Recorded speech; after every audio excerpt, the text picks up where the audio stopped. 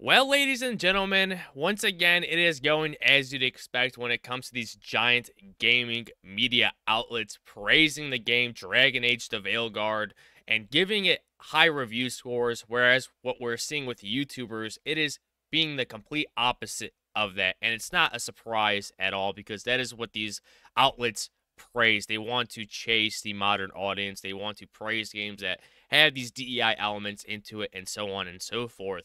And what is crazy to me is that IGN gave this game a 9 out of frickin' 10, but yet they gave Black Myth Wukong, a Game of the Year contender, a 8 out of 10. And then there's that whole controversy where IGN was trying to shadow that game from being nominated and ultimately succeeded, which is absolutely crazy to me, but I'm not going to get into that. But it just shows you how out of touch these media outlets are. And you could also go to this other website, Games Radar Plus, and once again, same thing. The Dragon Age the Veilguard review, a true return to RPG form for BioWare, giving it a 4.5 stars out of 5.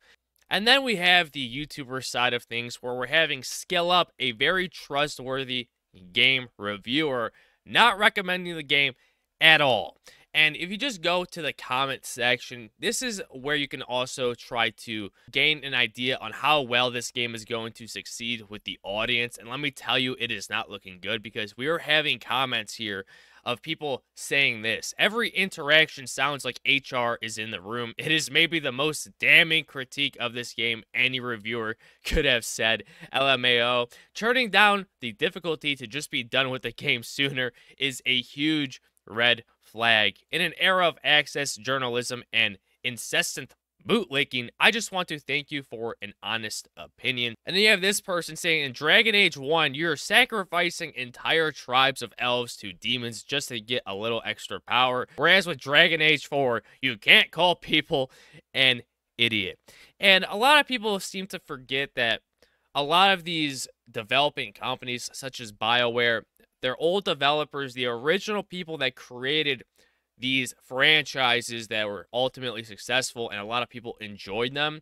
They are long gone and have been replaced by people that want to push their own ideas and want to try to implement things that they want instead of what the ultimate gamer audience wants. And it is going to continue to fail because the original Dragon Age games, they didn't have this giant emphasis on gender identity, as well as even these dialogue options, which a lot of people are starting to criticize within the comments, that it is just extremely out of touch with reality. And you're also having Maddie Plays, on the other hand, again, saying the game is a giant disappointment when it comes to everything, the story, the gameplay, and so on and so forth. And you're having, again, once again, people in the comments voicing their disapproval on the game, saying this. Crazy to me that people don't understand that the people in those great studios don't work there anymore, and therefore it's not the same studios. And then it continues on. Not being able to even disagree with party members is the most we can't offend anyone poop I've ever heard.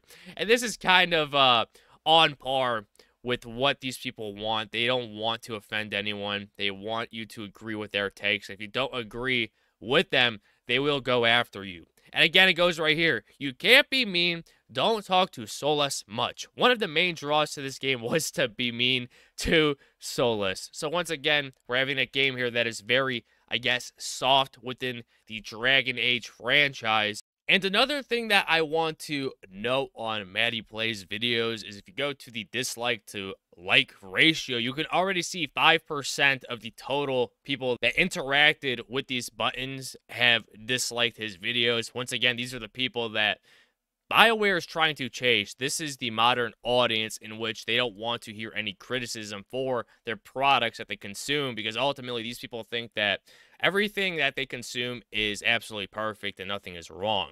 And so this is where I want to get into what is wrong with the game when it comes to the dialogue options. It is absolutely crazy to me. We're having screenshots of this.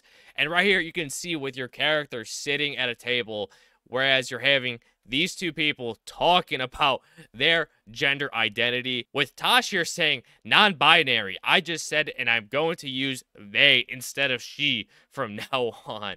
You can't make this stuff up. Give me an example where in the real world where this would happen, where would you have someone saying that I go as non-binary and I want you to call me this? It doesn't happen. And if it does happen, that person is extremely mentally ill. I'm sorry to tell you that.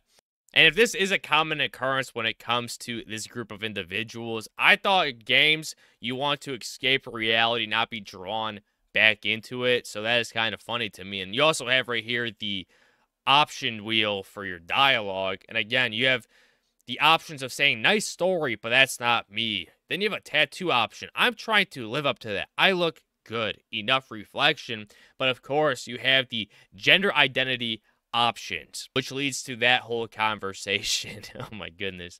And then right here, this person saying again, same thing, BioWare is dead and the shills have killed it. You're having Rook here saying, take a long, hard look in it, kid. It'll always show the face of a hero who can get it done. And these are the options that you can go ahead and talk back to Rook. And of course, the main one being establishes transgender identity and unlocks new dialogue options in future conversations. Where would this option even come into play with what is being asked by Rook? It makes absolutely no freaking sense. And to the people that are looking forward to this game, you can go ahead and enjoy your top surgery scars when it comes to your transgender surgeries, as well as whatever the hell this thing is right here. You can enjoy the game for what it is, but for the vast majority of the population, it is more than likely not going to affect them, as they're not going to pay with their hard-earned dollars with this atrocity that BioWare has created, and with the company falling from what they have originally made a successful franchise to whatever this thing is. And with all that in mind, don't forget to subscribe, like, or dislike, share, comment, and I'll catch you all on the next one. Bye-bye.